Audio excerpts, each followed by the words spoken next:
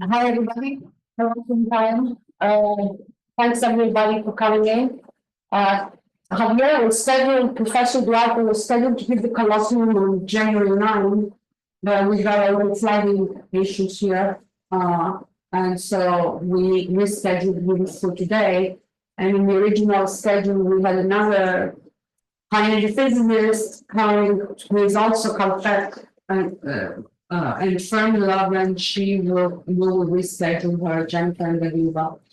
So Professor Duarte is a Caltech alumni, and he did his PhD thesis here at Caltech. He finished in 2016, he got his PhD. Before that, he was at MIT and he was working on neutrino physics. And after that, he became a Leatherman Fellow at Formula. And before he finished his fellowships, even before he went halfway, people were recruiting him in assistant professor positions. And UCSD captured him, so he has been an assistant professor. And last year, he was promoted to full professor. If you go to the Duarte Labs at UCSD, you will find all of his awards. I will mention most recent, he got the Henry Klimakov Award for early career physicists from the ATS in 2024. He came here, he got with an NSF graduate fellowship, and in between, he got a Mary Career Award. He was in the list of the presidential awards for early careers. And he got another set of many illustrious awards, both for early careers and for and now most recently as well. So Javier has worked at the LHC on supersymmetry, and when we didn't find it, he figured very well on Higgs physics. He has been on the pioneering work for Higgs physics from the discovery to the characterization and also without Higgs and beyond in knowledge of self-cognitive determination, which is extremely important to the FCC. He participated in the last SNOMAS exercise very vigorously, and he is one of the 5 founders, pioneers of what is called the high-level synthesis for machine learning, which is for high-energy physics a very important part of AI, inputting requirements and AI codes and FPGAs. In other words, doing near real-time decision-making triggers. And while this is extremely important, and you can find the GitHub repository and how it is used in high-energy physics, we will tell us today, this has also linked in the industry, so they're working with Open Lab and at CERN and Siemens and Xilinx and other industries to figure out how this can be used for satellites, cars, etc. It's a very important section, interdisciplinary cross-section between all this AI that you hear in world and also fundamental physics. And I would say that the other part of that team, the HRS for ML, modesty preventive, but honestly competitive intelligence, we have Caltech people as well, including Jennifer, including Richard Verini, and others that are Caltech alumni people. So the floor is yours, Javier. Thank you for being here. Great. Thank you so much for that wonderful introduction. I'm really glad to be back today. It's my first time, as Maria pointed out, giving a lecture in this very illustrious Feynman lecture hall. So I hope I do justice. I'm definitely going to call out some Feynman diagrams, just almost by necessity of being here. My talk today is on from collisions to discovery with machine learning at the energy frontier. So hopefully I'll kind of give you a little flavor of machine learning applied at different stages of our analysis pipeline, so you can get an idea of like where machine learning is really coming into focus for its use in high-energy physics. But first, let me start with the big questions, like what are we in this field of experimental particle physics for? And of course, it's to ask and hopefully answer these big questions. Things like what is the universe made of? What are the smallest building blocks of nature? How do these smallest building blocks interact with each other?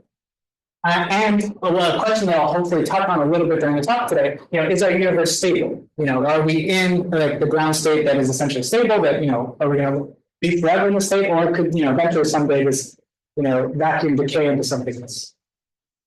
And so far, our best sort of theoretical framework for answering these questions is called the Standard Model. So, as I'm sure many of you know, the Standard Model describes fermions, which constitute matter that interact via forces carried by bosons. So the bosons are sort of in the center of the string, fermions are on the exterior. And this model basically consists of two ingredients, right? So one is this list of characters. So these are the things that interact. And the other is basically how they interact. So what are their actual interactions? And so rather than writing down the full Lagrangian and all its very details, I really like this visual depiction of what are the interactions in the Standard Model. And the reason is because it kind of both illustrates nicely the symmetries inherent in the Standard Model, but also the intriguing kind of asymmetries, right? They're sort of like, they kind of beg the question of why are these things the way they are? And although the Standard Model can't necessarily answer that, right? It only is a description of what we see, but not necessarily an explanation of all of this. And so we know there has to be more to it than this, not only because it's sort of unsatisfying, not just to have the description and not like the deeper explanation, but also because it doesn't answer all of our questions. Some of the questions that we posed on the previous page. We know about the existence of dark matter, and this doesn't, account for that.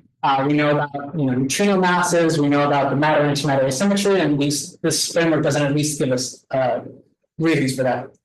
And moreover, we can see kind of from both of these pictures that the Higgs boson is a centerpiece. It's the mechanism by which all the other particles acquire their mass, and at least indirectly, all particles interact with the Higgs boson. So it stands to reason that this could be a good link to understand beyond the Standard Model physics. So measuring its couplings to other particles and to itself may give us insight into sort of the new physics. So essentially, it's a good starting point to understand, to probe the new physics effects. And one such new physics, one such phenomena that we really want to study and understand better is the Higgs self-interaction. So this is kind of one of the final missing pieces of the Standard Model that we have yet to measure. And as Maria said, it's an important, it's kind of the holy grail of the high luminosity LHC and the future colliders is to be able to measure this. And so in the Standard Model, this Higgs self-interaction is controlled by a parameter called lambda. And this gives rise basically to di-Higgs production. So, very, very roughly, you can think about it as like, Higgs can go along and then split off into two Higgs bosons with a probability that's kind of controlled by this lambda. And so in the Standard Model, the Lagrangian, it basically looks like this H, cubed term with this that's controlled by this coupling lambda. Now, another important role that this parameter plays is it actually determines the shape of the Higgs potential. And as I mentioned before, that shape basically determines whether the current state that we're in the universe, that our current vacuum, whether that's the true ground state, or whether actually there is some, deeper minimum at some other, value of the Higgs field, where eventually, by necessity, we'll eventually tunnel to that. And so it's like intimately related to, cosmological questions like about the stability of our universe. So as experimentalists, we'd like to measure this to know, what its value is. And so one framework that we use that I'll use for displaying some of the results is we use this sort of kappa framework where we look for BSM effects by inserting a modified coupling, we call it kappa lambda, in front of this coupling. And essentially, you can just think of it as like if we measure kappa lambda equal to 1, that means we're confirming the validity of the Standard Model. But we can also try to measure or set constraints on this parameter in order to see if there's any new physics effects. And so, like I said, this gives rise to di-Higgs production, but there's actually other ways to give rise to di-Higgs production. And one interesting related interaction is this interaction between two Higgs bosons and two vector bosons, where a vector boson can be a W or Z boson that mediate the weak force. And as you can see, so as you can see, this also gives rise to di-Higgs production. And measuring this interaction can actually confirm this existence of this coupling, which we know should be there in a Standard Model. So you can think of this kind of like a stepping stone toward measuring this Higgs self-interaction. So I'll talk more about how we can go about trying to prove or basically have evidence that interaction is there. Okay, so we basically have this framework where in order to measure these couplings, we need to look for the production of Higgs bosons, pairs of Higgs bosons. So how do we detect these pairs of Higgs bosons? With these bosons unstable, it decays basically immediately to pairs of other standard model particles. And actually, the most common is a Higgs boson decays to bottom quarks, which happens about 58% of the time. And so because of that, the largest branching fraction then to measure this Higgs production is 4 bottom quarks. But this is actually very challenging to measure because there's actually lots of ways to create bottom quarks in a hadron collider. So I'll talk about why this is, even though this, naively seems to be like the best channel to measure things, until recently people thought it would be very, very difficult, if not impossible, to really have strong sensitivity in that mode. Another mode that I would say is even more challenging is the second largest, which is when the Higgs boson, one of them decays to 2 W bosons and one of them decays to 2 bottom quarks. And this is the second largest, and in particular when it decays when the 2 W bosons decay to quarks again. So this is fully hadron. So that means that you have basically just a bunch of quarks in the final state, which can be messy and hard to measure. And this has actually never been studied before kind of the results I show you today. Okay, so then how do we go about producing these Higgs bosons? We can use the most energetic collider in the world today, which is the Large Hadron Collider that sits here on the border between France and Switzerland. And just to give you a sense of scale, so it's 27 kilometers in circumference. I would like to put it in slightly more familiar, surroundings to you. So, if we plop this down, in the city of Pasadena, you could actually, it's actually pretty well sized. I mean, I think that it's probably too hilly terrain to really build it. But, it's pretty well sized. You could have one of the experiments, at Caltech, another experiment at Oxy, and then a third experiment, at CSU LA. But you can see it takes up a pretty large swath of land in the Pasadena area. So the LHC, as I said, is a 27-kilometer in circumference proton-proton collider, currently operating at 13.6 tera-electron volts center mass energy. Around the ring, there's 4 interaction points. Where at each of these interaction points, there's 40 million collisions per second. But a single collision doesn't just mean like one proton hitting one other proton. There's actually bunches of 10 to the 11 protons that smash into each other. So an individual collision actually looks something more like what we see here, where there's just like one, hard collision, but then there's actually tons of other soft collisions that we have to figure out how to deal with and how to mitigate the effects of. And to give you a sense of like how rare the things we're looking for are, a Higgs boson is produced, a single Higgs boson is produced about once out of every 10 billion events, which thanks to our very high collision rate is actually every 4 minutes. So it's actually not so infrequent, even though it's being produced very, very rarely. And finally, one other sort of challenge is that we can't actually save all these collision events to analyze. There would just be, it's basically too much computing power to possibly reconstruct and analyze and store all this data. So instead, we have to select a subset of events that we think contain interesting physics in order to analyze. And roughly speaking, this is an order of about 1,000 collisions per second that we can actually store with the full detector readout. And so the system that makes this decision is called the trigger, and I'll talk actually more about that in the second part of my talk. And the experiment I work on, and actually also our Caltech colleagues work on, is the CMS experiment shown here, sort of in my head-on view. And as you can see, there's different components or different cell detectors, and each one of them is basically designed to sort of detect a different kind of particle.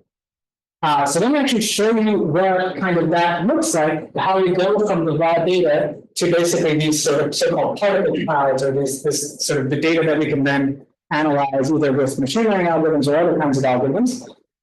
So of course we have our proton beams kind of in the center there, our collision point in the center, and then particles can emanate from this collision. So we can have charged particles, and then we tracks in the silicon tracker that we can reconstruct as those yellow lines that you see.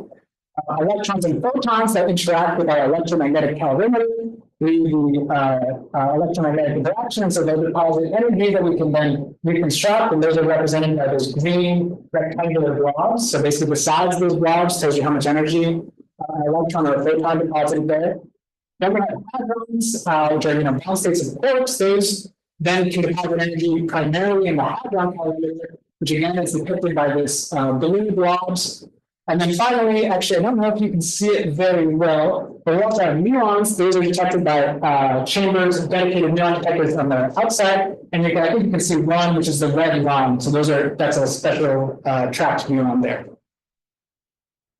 Once we have all this information, we can actually cluster this into these jets, which are basically meant to capture all of the shower of like a single originating particle. For example, like a quark or a gluon, or maybe even a Higgs boson.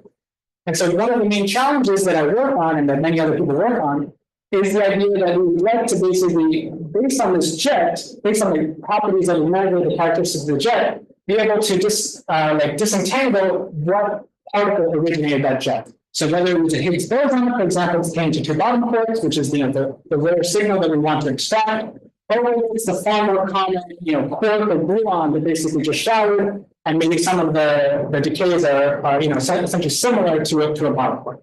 So we'd like to differentiate these two. And of course, one of the big tools in our tool belt is the use of AI and machine learning. So that's the first part of my talk. I'll talk about basically how we can apply AI and machine learning to help us in this fight for measuring Higgs boson coupling. So first, let's start by looking at the topology of this di-Higgs event. So at low momentum, each Higgs boson will decay to these two bottom quarks, and these two bottom quarks will basically be distributed somewhat uniformly in the detector. And because of that, because there's many ways to basically produce bottom quarks in the detector, it means that there's a large background that is hard to get rid of. But something actually special happens when the Higgs boson is produced with very large momentum. Then the two bottom quarks, basically from its decay, get boosted into a single large radius jet. And because this is much, much more rare, there's like a smaller phase space for this to happen for the background. There's actually relatively speaking, a lot less background for this kind of process. And moreover, we can try to identify, basically, this has a lot more unique features because of the close proximity of the two bottom quarks. So we can try to identify or use the unique handles of this to identify it with machine learning. So what are those unique handles? Well, one is the fact that these B quarks basically turn into B hadrons that have long lifetimes. So they travel over millimeters in the detector before they decay. And when they decay, they basically can give you these additional charged particle tracks that are displaced from the primary vertex at the secondary vertices. These displaced tracks also, there's going to be a large energy difference between the bottom hadron and the decays into. So that means that there's going to be a large basically angle here. So there's going to be a large impact parameter between that track and the primary vertex. In addition, there's often leptons associated with the decays of B hadrons, so we can also use that to infer the presence of them. And then finally, because we expect to see more than one bottom quark, we can also use the fact that there's two secondary vertices and the relevant positions of them. Okay, so this is essentially the physics that we want to, or the physics that we want to capture. What kinds of algorithms can we apply to look for this? So historically, we've actually used many different kinds of algorithms in the quest to basically do this kind of discrimination. So we actually primarily started with using high-level features. So basically taking the jet and using physics to basically compute high-level features that kind of summarize the important physical features, like the mass, the number of particles, substructure variables as well, and then threw those into sort of different kinds of algorithms, like fully connected neural networks. Subsequently, people also studied whether you could basically visualize the jet as like a sequence of particles. In addition, we also looked at basically treating the jet as an image and using techniques developed for computer vision. And then finally, what I'll talk a little bit more about now is the idea of basically treating the jet as a graph or a set of particles, and then applying both graph neural networks and transformers to this kind of data representation. And just to show you that actually doing this over learning has improved the performance, there's this nice graphic showing the improvements in historical improvements as we basically increase the sophistication of these algorithms for bottom quark tagging. And so showing in 1.1, where we use basically simple kind of decision trees or different simple kinds of neural networks, so all the way to now in 1.3, where we're using essentially exclusively graph neural networks and transformers, you can see the large boost in performance from up to factors of 10 in the bond quark identification to up to even factors of 200 for the charm tagging, which is actually a more difficult problem.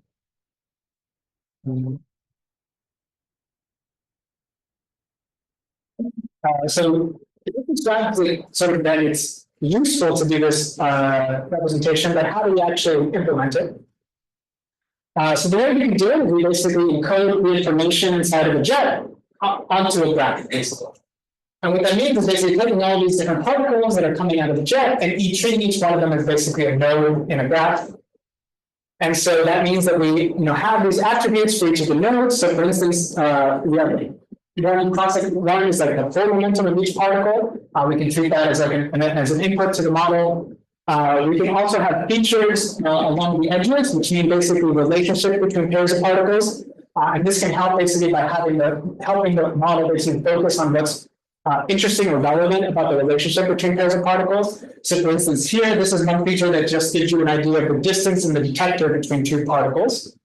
And then finally, you can also have global graph features, things like the jet mass as like a full summary of the graph. So each node contains all this information, or each node contains like one particle? So each node contains, each node contains one particle's information. But all the information for that one. But all the information for that one particle. And the question is, okay, and how do we apply a neural network to that structure? Right. So the way we apply a neural network to that structure is actually it's fairly simple. We basically have all the features of the particle, and for all the neighbors of a given particle, so all the connected components, we apply a neural network to the pair. So the particle itself and its neighbor. And this gives us a new output, which is sometimes called a message. So this mechanism is called message passing. And then for each particle, we loop over all of its neighbors and sum up or aggregate in some way. It doesn't have to be a sum, but aggregate in some way all of the messages. So all this, the neural network outputs from itself and all of its neighbors. And we can use this to update that particle's features. So basically what the neural network is going to do is it's going to learn what's relevant or, basically update its features based on its neighboring particles in order to update what's important. Okay, so say we have this new representation, so every particle has some new feature vector. How then do we use this to do physics? So depending on what level we're trying to do a task at. So for instance, we can do a node level task. This might be something like trying to identify noise particles or pilot particles. So we can just take each of those outputs and then apply some activation function to it to get basically a probability, let's say between 0 and 1. We can also take all of the new particle features and just sum them up in order to get one single feature, and then try to do a global graph classification. This is the case for jet classification. And we can actually do predictions on each edge. And so this is relevant, for instance, for tracking. So here we might have each node being a hit in our tracker, and then we want to know, should these hits be connected inside of a track or not? So we want to be able to predict, whether each track segment is good or not. Okay, so then that kind of gives you an idea of how we can apply this algorithm. And so I just want to give you the executive summary of one search that we did using this kind of tool. And this is a search for Higgs pair production in the 412. And so the way this looks is we basically apply some kinematic selection to isolate the Higgs signal. Then we applied basically this graph neural network to identify the Higgs candidate. And actually, the same graph neural network can do two things. It can actually identify the Higgs candidate, but it can also help us improve the mass resolution. So it can basically give us a correction to the mass in order to give us a slightly better mass peak. Then we categorize events into different regions of purity. And then finally, in order to do the data-driven background prediction, we can actually look at events where we have low probability for the events to have this Higgs candidate based on the output of this graph neural network. And then we can use those events to basically predict the background for the events where there's high probability. So essentially, we use this to predict that background. And the three backgrounds are basically the production of quarks and gluons through QCD, and then also the production of top quark anti-quark pairs. So to give you kind of an idea of the results, here's what the most sensitive signal category looks like in the search. So we simultaneously pick several signal categories to extract this dihedral signal. So the dihedral signal is shown basically in the red that we extract. We actually extract a value that's bigger than expected in the standard model. So it's 3.5 times the standard model value. Granted, there's a big error bar there. So it's actually only about a 1.5 sigma excess over the standard model. And the variable that you're seeing on the x-axis here, this is this regressed mass. So it's basically the mass of the Higgs to BB candidate. So we expect the signal to peak for the second one. So we expect the signal to peak at 125. And so you can see that we actually have pretty good sensitivity to the signal, even though, as I said, there's actually a lot of background, and it's traditionally thought to be a really difficult final state. And if we compare this actually to all the other dihedral searches, it turns out that this method, even though basically this analysis didn't exist 5 years ago, it ended up being one of the most sensitive in all of the LHC run 2. Competitive or basically on par with some of the ones that were expected to be the most performant, like the BB gamma gamma and the BB delta alpha state. Yeah, and maybe we can say that this analysis was thought, and all the hadronic analysis for the dihedral was thought inconceivable 10 years ago. So not only they didn't exist, but no one thought they could ever exist. Yeah.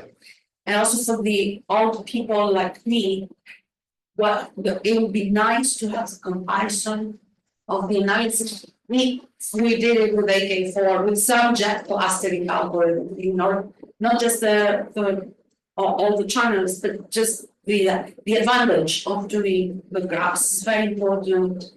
Because right now, all the young students never knew that there is a clustering algorithm that was based on circles and phenomenology and why that was. So it would be good for all our staff to have at least one benchmark with the old way to show how this way is so much better. Yeah, it's a good question. We actually do quote a number in this paper that's, I think it was roughly a factor of 30 improvement over the previous the previous analysis that didn't use these methods, but there was also an increase in data. So I need to double check that exactly, but so it wasn't exactly a factor of 10, but it's probably still like a factor of 10. So it is a large improvement just from the method. Any other questions? Okay. Okay, so as I said, so this analysis was using the full run 2 data set. But we actually wanted to see if we could go further than that. As I mentioned, there's this second largest decay mode, which is the BBWW. And so what we see is that these graph networks can be deployed successfully to identify Higgs decaying to 2-prong jets, so Higgs to BB versus the background. So these are like background jets, these are the signal jets. But we know that there's a bunch of there's a rich phenomenology of ways that these interesting resonances can decay. So we'd like to be able to identify all of them. And so one was to basically try to expand the simulation training data set to all of these other different possible decay modes. This is like sort of expanding this landscape, which includes basically Higgs to WW, where all the W's decay to quarks. And so you can have basically both 4 quarks inside of the jet, or even 3 quarks if you lose one out of the acceptance of the jet. And so the goal here was to basically train an algorithm and simultaneously classify all these different cases, and we also updated the architecture to be a transformer. So I wanted to give you a quick digression on what a transformer looks like, because it's very similar to a graph neural network with some subtle differences that actually make it so that if you look at machine learning literature, it's by far the most used architecture nowadays. So unlike graph neural networks, we have to construct the graph before we can use the model. Transformers basically always use a fully connected graph, so they always look at all particles simultaneously. But the way to get around, basically kind of getting bogged down by a bunch of unimportant things is they use this attention mechanism to give more weight to certain particles and disregard others in order to infer, in this case, the origin of the jets. So to give you one example, we actually had this recent paper at a NeurIPS workshop when we look at what does a transformer seem to learn, in this case of top tagging, so where you have these tops that decay to W's and B's, and then the W's can decay either electronically or to quarks. And we wanted to see what does the transformer kind of pick out as important in this classification. And so what's interesting is that for the leptonic top decays, if you look at what is the attention score between each pair of particles, when you have a lepton, the lepton is, in this case, there's a muon with this X. Almost all the particles immediately focus their attention on the lepton. So that's just like the most important thing. So if you're trying to tag, a leptonic top decay, basically you just look at the lepton and says, ignore everything else. This is a leptonic top decay. Similarly, if we look at hadronic top decays, we actually, clearly don't see this behavior. And instead, what you see is that there's kind of these nice, 3 prongs or, 3 separate clusters of energy, which represent the 3 quarks. And you can see that the highest attention scores are actually kind of evenly distributed through the jet, and actually kind of looking at there's a lot of attention between these different subjects. And so that's kind of telling us, again, it's kind of looking at the substructure, globally across the jet. So what's interesting is that it's kind of learning the right physics or learning what's relevant for each of these tests. Okay, but then find this architecture, we can actually enable a new search for this boosted Higgs to BBWW, which looks like the topology you see there. So on the left, it's basically showing and this is as you can see, very statistically limited, but showing basically what different signals look like magnified by different factors, and what the background looks like in this signal region. And this is basically the mass of the beam leg, which has a better mass resolution. And so you can see overall, unfortunately, we don't see a signal, but what we see is that we can set constraints on the different couplings. And one thing that this search is especially sensitive to is this kappa 2D coupling, because these result in very, very boosted jets if you have kappa 2D couplings that are far from the standard model value. And so what's interesting is that we can basically see that even just with the search, although potentially other searches can be better, even just with the search, we can exclude, basically just barely exclude the value of kappa 2D equals 0. So even just with this one, we have very strong evidence for the existence of this interaction. Okay, and then one final thing I wanted to mention is that, which is kind of new, is we're not just interested in Higgs production, but also potentially Higgs production, which is very, very far off in the future of being an experimental possibility to measure. But nonetheless, we want to start using it as a benchmark to develop tools to look at. And as you can see, there's many different kind of ways to reconstruct these Higgs events. It's a complex final state. So for instance, one complication is, should we reconstruct events where the 2 beat quarks are kind of somewhat close by? Should we reconstruct them each in their own individual jet, or should we actually reconstruct them as a single large radius jet? And which one kind of gives us the better sensitivity? Another challenge with this is that for applying machine learning to it, is that many jet assignments are equivalent. Right, so we can permute the labels of all these things. We can permute the labels of B1 and B2. That's still the same jet assignment. We can permute the labels of H3 and H1. That's still the same jet assignment. So doing that in the context of a machine learning model can actually be a challenge. Fortunately, collaborators of ours actually developed this solution called symmetry preserving transformers, which actually encode all these different permutations in the loss function. The way it works, in brief, is basically you apply all the possible permutations of the labels in the loss function, and then just take the minimum of the loss function. And by doing this, you're basically always accounting for all the possible symmetries in the jet assignment. And what we did, we also added basically the additional input of both the small and large radius jets in order to try to optimize simultaneously the reconstruction efficiency for both types of jets. And what we find is actually this approach can improve the reconstruction purity and efficiency. So on the left, it's basically showing the purity. So what fraction of reconstructed Higgs bosons are actually the true ones. And on the right, it also improves the reconstruction efficiency. So this is a function of the true generator Higgs boson. So how many of the true Higgs bosons do we reconstruct that we were missing before? And it improves both by roughly a factor of 2. So it's quite an impressive improvement. Okay. Any questions before I switch gears a bit? Okay, so far I've been mainly talking about machine learning applied kind of in the final stage of analysis. After all the data has been recorded and processed. But one of the things that we actually want to apply machine learning is actually in the first stage in this trigger to actually help us make the decision about which events are important enough to record. But in order to do this, actually, we need the machine learning algorithms to be very, very fast.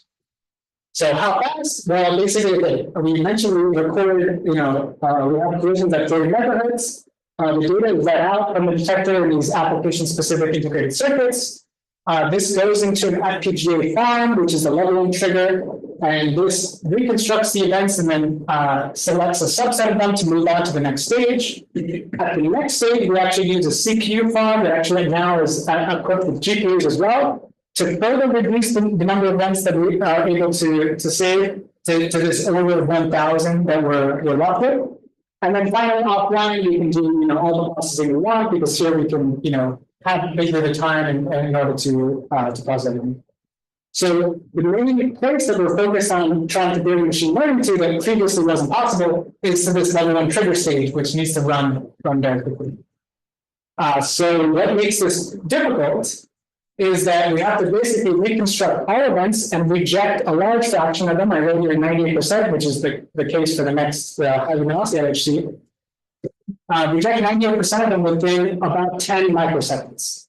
So that means that individual algorithms, because we have a bunch of algorithms that can run in series, have to be less than about a microsecond, and they also have to be able to keep up with the new events that come in every 25 nanoseconds. So they need to be able to keep up with that kind of throughput of new events. So this latency basically necessitates this all FPGA design. And then another constraint is that we have basically these individual FPGA chips that can run these algorithms, but we typically need them to run on less than one FPGA because we have many algorithms, and so they need to share the resources. And so we developed lots of tools and techniques in order to make models that can satisfy these constraints. So the general kind of terminology for this is called co-design, which is the intrinsic development loop basically between machine learning, design, training, and implementation. So a couple of key kind of features or examples of this. One is called pruning, and that's where you essentially remove unnecessary parameters or operations from a neural network while maintaining high performance. So you basically find the least effective or least significant parts of a neural network and clean that away in order to end up with a model that's has a lot fewer operations but still is effective. Another technique is quantization. That's where we can reduce the precision from 32-bit floating point to 16-bit or 8-bit or even lower integer multiplication and addition, which can again reduce the resources by a large fraction. And then finally, we also have the option to control basically the parallelization. So essentially, how fast we want the answer versus how costly the answer is. So basically, whether we need the answer, whether we use up an entire FPGA chip in order to get answers, at a quicker rate, or whether we want to use an extra few clocks, and then we can basically share the resources and use it over a longer period of time. Yes. So these methods that you just described, are they, of course, everyone's interested in machine learning now because it's going to change AI machine. They're going to change many practical things in our society. So the methods you're developing here, are they unique to your problem or well, two parts to the question. One is, were some of them developed outside of high energy physics and you're using them? And the other part of the question is, are the ones that are being developed for the particular problem at the LHC, does the broader community learn about them in some way? In other words, would you publish just a machine learning paper or something to broadcast these things so they might be of broader use? That's a good question. Yeah. So the answer is both. So yes, we use techniques that were developed previously. A lot of these techniques are relevant in other fields, and we can look at literature and use some of the techniques. But a lot of the problems in particle physics, especially at the LHC, are really unique because of just the demands of the data, of like the throughput and the latency.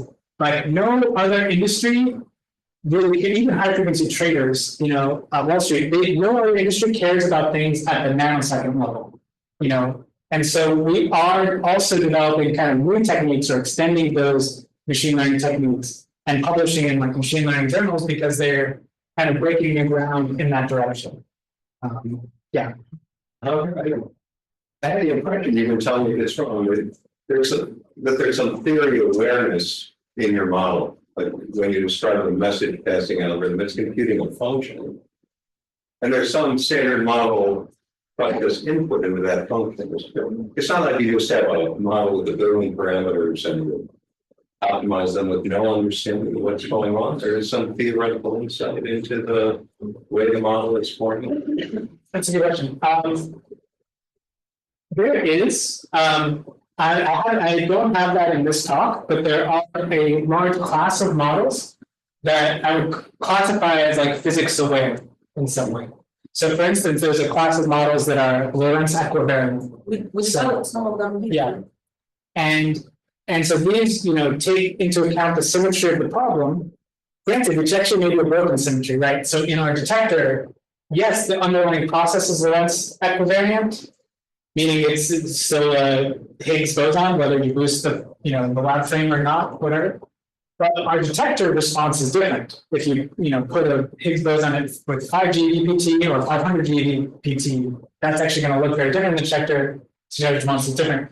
So there are some questions about how valid some of these assumptions are, but nonetheless, actually, it can be shown that these approximations or these assumptions are at least approximately valid and can help the performance. Like models can train a lot quicker when you encode that physics. So you need like much fewer training examples in order to get like a very high performing model. Yeah. Any questions?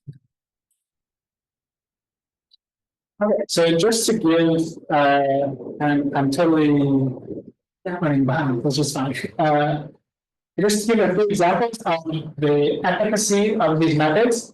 So this is an example of a small neural network benchmark that correctly identifies 5 classes of jets with an accuracy of about 70 to 80%. So if you just take the full model that's trained in floating point precision and quantize it, so apply some reduced precision, and the x-axis here is showing the precision that you use, how many bits you use to do the math.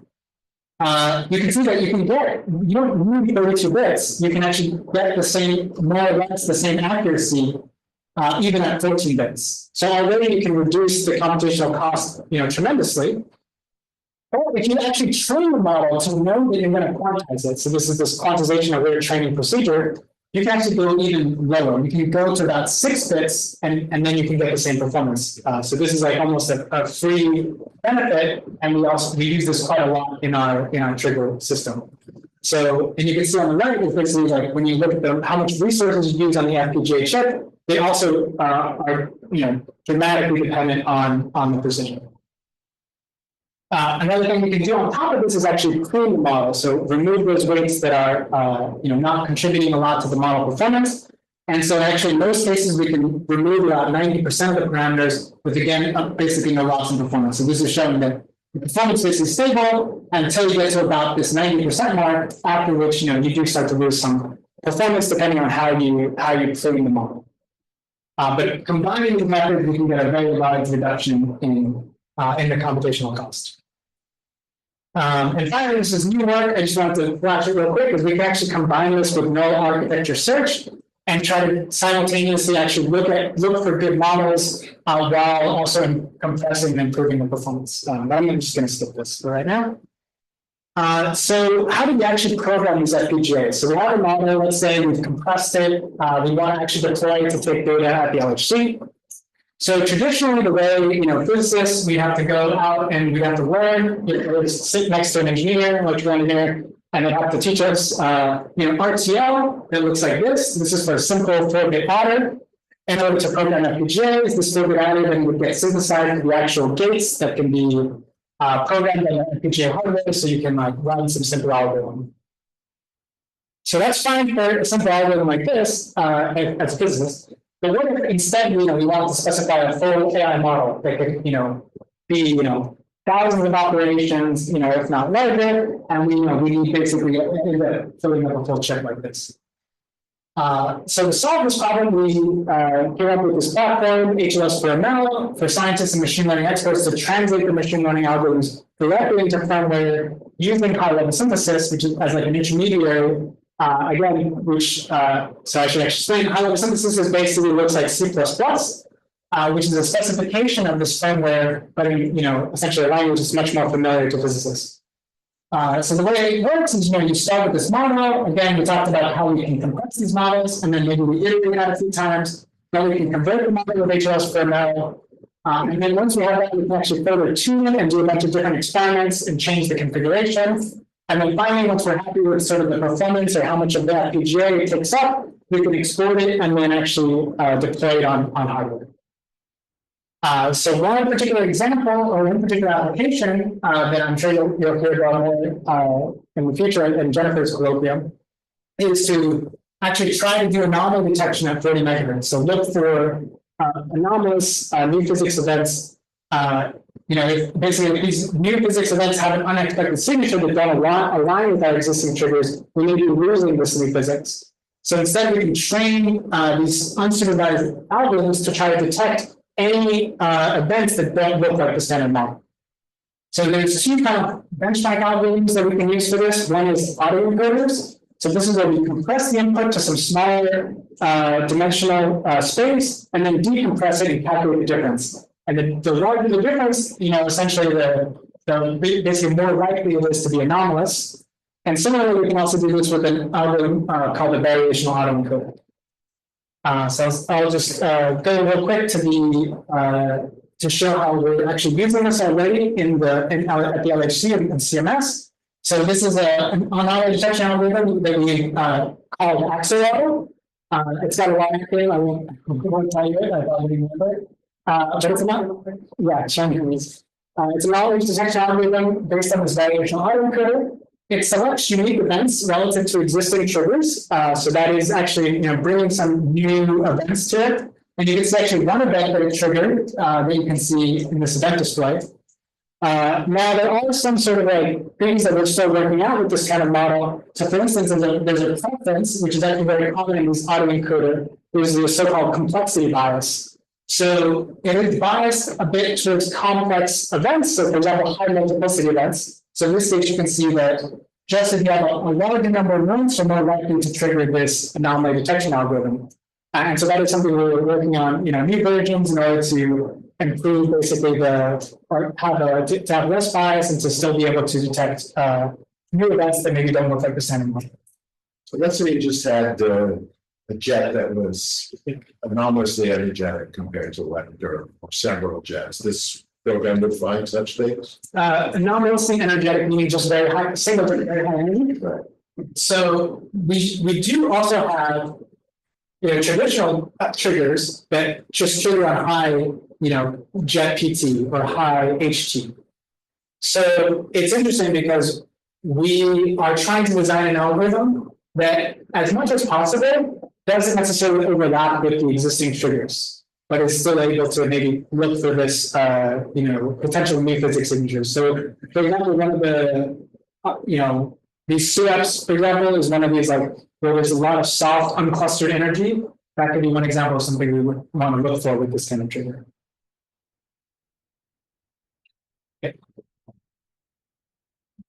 Okay, and I just wanted to mention that we have this NSF Institute that is there's entirely focused on doing this kind of fast machine learning called A3D Group. And actually for any undergrads in the audience or seniors close to graduating, we do have this postbac research fellowship, and we're looking for new postbacs. Application deadline is February 16th. So if you're interested in that. Okay, so finally, in the last 10 minutes, I'll just try to talk a little bit about how we're using machine learning to reconstruct the detector. So go from the low-level detector signals to something that we can, physically interpret. So I kind of already mentioned this, we have, different subdetectors that can detect different kinds of particles. So all of these different particles can be, different traces. And one of the goals of our experiment is to basically figure out, based on the detector signals, what kind of particle it was. So this is the goal of the algorithm that's called particle flow reconstruction. So basically, particles interact with the detector, leading energy to processing facts. And particle flow reconstruction, we want to basically combine that information and reconstruct or infer basically which particle left which signals in order to produce a particle level interpretation of the event. So basically, we want to end up with a list of particles and based on the tracks and energy clusters that we see. So one thing we want to do is basically try to see if we can formulate this as a machine learning task. The reason we want to do this is because machine learning models are naturally tunable through retraining, and they're also portable to new hardware. So, for example, one thing we're excited about is, we could imagine training this on one detector and then, applying it or retraining on a different detector. So rather than having, to do the very tedious kind of hand tuning of all these heuristics, we can kind of have something that can immediately be optimized for different kinds of detectors. So, as a machine learning, basically as a mathematical setup, we need to set the set function where X, the set of the input set is basically these tracks and energy clusters, and the output set is these different particles inside of a collision. And so we developed basically a graph neural network approach. We start with this event as an input set. We create a sparsely connected graph, and I'll talk a little bit more about how we do that in the next slide. Then we apply message passing in order to learn to update the features. And then we can decode all of this element-wise, and then during training, we compare this to the target set in order to optimize the weights and everything. And so, again, our goal is to basically reconstruct all the particles inside of this collision. So let me talk real quick about the graph building. So if we try to do the sort of naive, like KNN or nearest neighbors graph building, then we need to compare each pair of particles, and this is order n squared. And if we have tons of particles, like 10,000 particles in the event, then this could be essentially prohibitive. And this order n squared is a problem also for transformers, and so we want to be able to circumvent this. And so one technique that again we can borrow from the CS literature is this idea of locality-sensitive hashing. And so here we basically compute a bunch of different hash functions. A hash function is just a way to take, so each hash function basically is a bin. So we take each particle and then we compute its half, which essentially assigns it to a particular bin along the 1D line. And so this is an example showing with 5 random hash functions. So you see all these 5, different, 1D lines.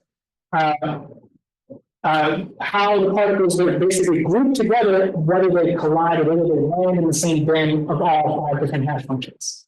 So this is showing basically the particles that would be collected based on this hash functions.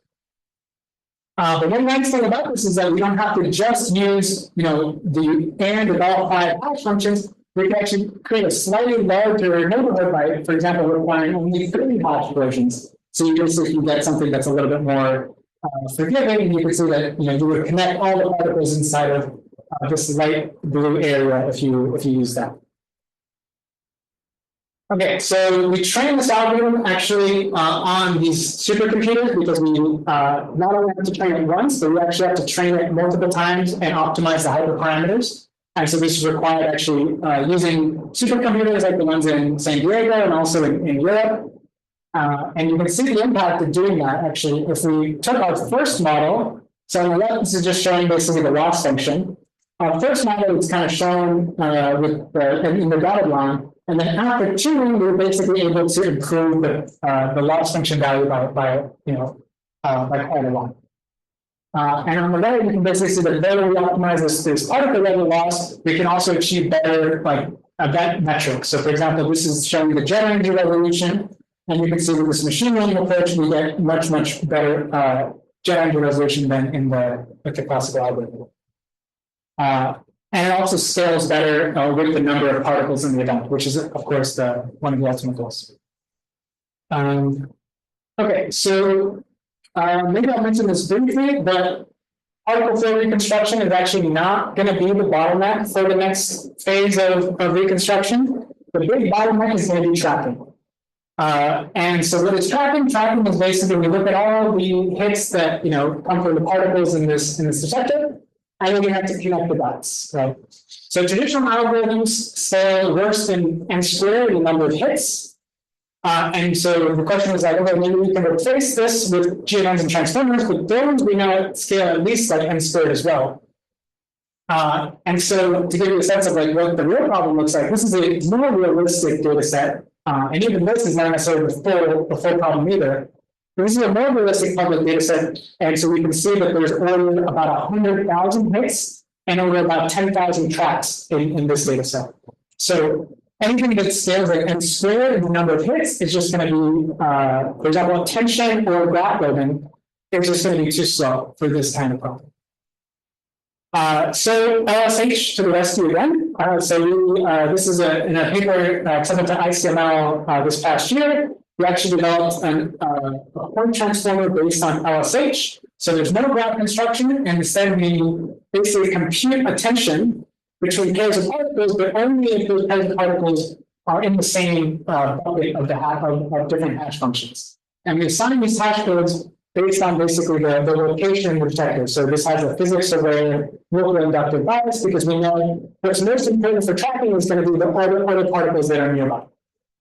So essentially, we take these hits, we use LSH to basically put them in, sort them into a sequence, and then we can use attention only computed in these block diagonals. So basically, only attention is computed between these three particles in order to speed up the algorithm significantly. And so this is comparing this to a regular GNN. We can see you can speed up the inference latency by a lot. And it's actually pretty competitive, if not slightly better than a bunch of other efficient transformer algorithms.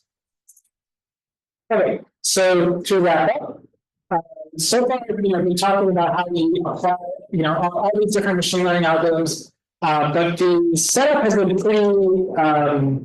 pretty much the standard thing. We have a bunch of simulation. We store we have a bunch of, we know the ground truth because we simulate these things. And then we train our machine learning algorithms on the simulation. But of course, there's a problem of what if our simulation doesn't exactly match our data, and we also know that there's this other kind of revolution brewing in the industry, which is all of this is happening in the shadow of the rise of large language models, where billion parameter models are pre-trained on massive unlabeled data sets, and when they do this, right, they result in these emerging capabilities that can even surpass human expertise in some areas. So this is showing you a couple new models like GPT-R1, the recent DeepSeek R1, it's been in the news a lot lately. Approach or even outperform human experts on some specific tasks. And so the natural question arises, can we use a similar paradigm? Can we benefit from a similar paradigm if we applied it to high-energy physics data? And what would this look like? So what would a high-energy physics large language model or foundation model look like? And so basically, it would mean basically train on all of our the full CMS data set. We train on depending on what input modality we choose, we can train it on tracks, electromagnetic hits or clusters, hydronic hits clusters, muon tracks. And then here we have to figure out a self-supervised or a training objective that doesn't depend on a specific task, but something that's complex enough for the model to learn the underlying physics.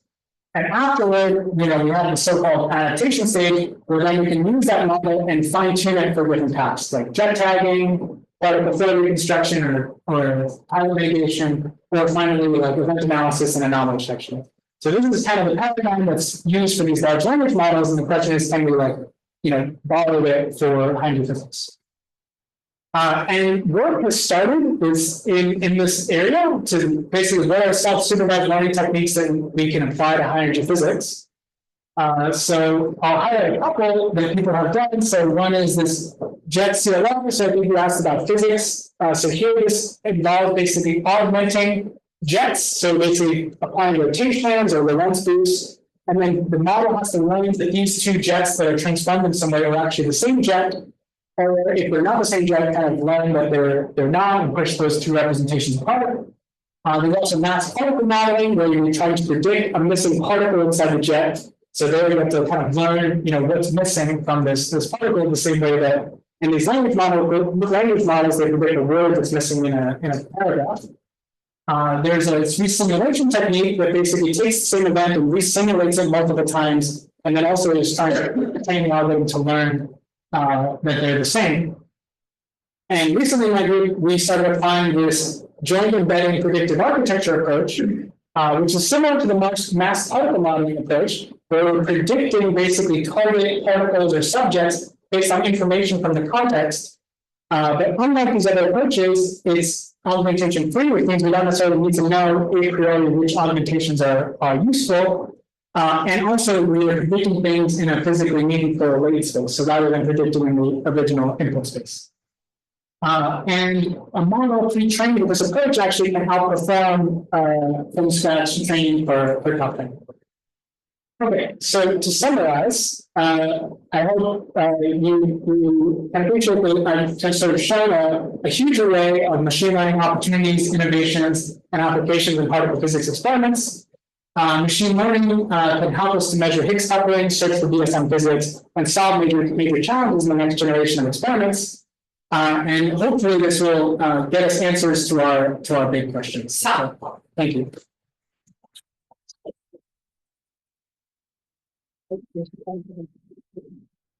John, You've heard most of the discussion where the task was to learn standard model parameters like the 3 Higgs coupling or 2 Higgs 2 vector, and you train the model on simulated data. Yes. But in the experimental data that you recorded, let's suppose there's beyond the standard model physics contributing to the beat pair production.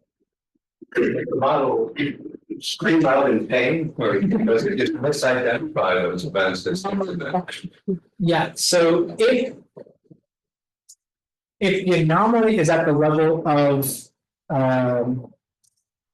beat pair production, so we should still see it in the sense that, our sensitivity won't match what we expect. And so we should see it as either, an excess or a deficit, depending on which direction this mismodeling or this new physics effect is present.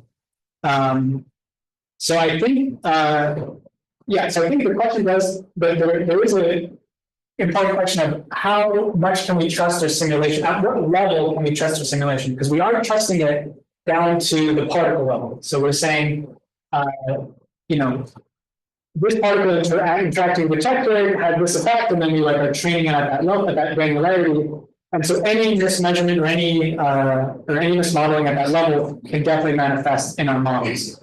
And so a really important step that I didn't really mention is how we calibrate these models. So for instance, in the case of Higgs to BB tagging, we actually use 2 different calibration sources to tell if we're accurately measuring things. One is gluon split to BB. We basically look at a subset of gluons that split to BB and see if we can identify those with our algorithm, and if we if our simulation and data agree for that subset of events. And then we also look at the Z boson decaying to BBs, because that actually is an even better match to Higgs to BB. Except for there's just there's lower stats for that. So it's higher stats than Higgs to BB for sure, but it's lower stats than just the gluons that are. Can we say that this is our safety so that we don't calibrate away any new physics absorbing it? Because Yeah, that's a good point. So I mean, if the new physics is common to Z to BB and H to BB and gluon to BB, then yes, in principle you could absorb it. imagine absorbing it, but I think we would just see that the calibration was wrong. You would be like, well, I shouldn't have a huge factor. Yeah. Can you call that a discovery? Would we call that a discovery? Yeah. Wait, but to ask the question, you mean if the AI, if the analysis is AI based, would you call it a discovery? Is this what the question is? Okay. I think we would. So it depends on the kind of algorithm. I think it is important to have other methods to check, basically. The problem is that, especially for these analyses, other methods, as we were saying, they're not going to be as sensitive. So it'll take, 10 times more data, so some huge fraction more data to really verify something without AI at all. So I think for some of these methods where we have, tried and true like calibration sources that we can check the efficacy of the machine learning model, we can rely on it. For some of the more experimental things like anomaly detection, I think that will have to, before we can discover, just because we see a big excess of anomalous events, we would need a good interpretation and we would need a cross-check analysis that does it more conventionally and still sees the same excess. And the other experiment too, right? The other experiment, yeah. It's not only us, it's the other experiment as well. That's so hot. Hi, I'll take you to, I think the slide 13, so sorry, by the way, back. You showed this plot of how the jet tagging performance has evolved through the years, starting from CSPV2 to what we have now. Can we extrapolate this to 10, 15 years and talk about, how likely it is that we can improve, say, the sensitivity of the channel? And related to that, does it also make sense to talk of like a fundamental upper limit to how good we can get at this separation? Like fundamentally, you cannot distinguish between a B and a C beyond a certain. Yes. I think we can talk about both. There was a paper recently that talks about the limit of jet tagging. And tries to come up with a toy data set to actually answer this question, what is the ultimate limit? I think for this case, we are going to see diminishing returns as the models get bigger, just like we've seen in the AI case, in the large language model case. Like you can keep making the model bigger, you can keep adding training data, but at certain points, not necessarily going to improve without a radical shift. But here, I think what that misses is new techniques as well. So here we're just applying AI to measure the bottom to try to identify a bottom score. And that task is okay. But then something that people hadn't thought about was how do we pair bottom quarks? And that was this other jet assignment task. And so we only just started applying machine learning to that task, where before it was using a chi-square or some other metric. And so, yes, I do think that this will be limited at some point, but then you may still see gains from new ways to apply ML that people haven't been doing. Maybe something that you touched upon already. I was wondering how well have our calibration methods kept up with the increasing. You can have the best tagging, but we can't calibrate it. Are we also using machine learning to better calibrate, like using adversarial network? We use data tell you that you cannot get this good in real data. Yes. So yeah, both. So both there has to be new. There's new calibration methods being developed in the experiments because, like you said, it's. Yeah, I also didn't mention this, but the Higgs to WW, unlike Higgs to EV, doesn't have a really good proxy in the standard model. So there we have to come up with a different way. And essentially there, what you do is you end up using basically individual W bosons and you calibrate it at the subject level. So yes, there has to be kind of a new way of putting together the calibration in order to do it. But this is something that people are working on. And then in terms of ML being applied to the calibrations, that's also true. Yeah, so during training, you can also use feeding data and try to minimize data monocolour differences. So yes, that is also being done. Oh, okay, this is the obligatory question. So your model is trying to characterize quantum processes where there's interference and entanglement. And you're training it with a classical computer simulation. And then you're optimizing the classical ML. It's probably uncontroversial to say that if we had quantum computers to do the simulation, that would provide more accurate training data. Eventually, I guess we'll do that, but maybe a more subtle question is, would we also want to train a quantum ML once we have that training data, to recognize the events, or do you think, as long as we have accurate training data, ML would be sufficient. Any thoughts about that? I think that is really interesting as a direction. I'm not sure if so I guess the question is at what level. I think it depends on what level we're training the model. So if we're training it at the level of, you know, individual events, okay, I guess you're right. But each individual event might be, you know, not necessarily attributable to one process or the other, but actually the interference of multiple processes. But then the thing that we measure is kind of after, you know, quantum effects have already taken place, let's say, you know, decoherence and everything, right? So, yeah, it's a good question. I think it needs more study. And I think that's a future research direction.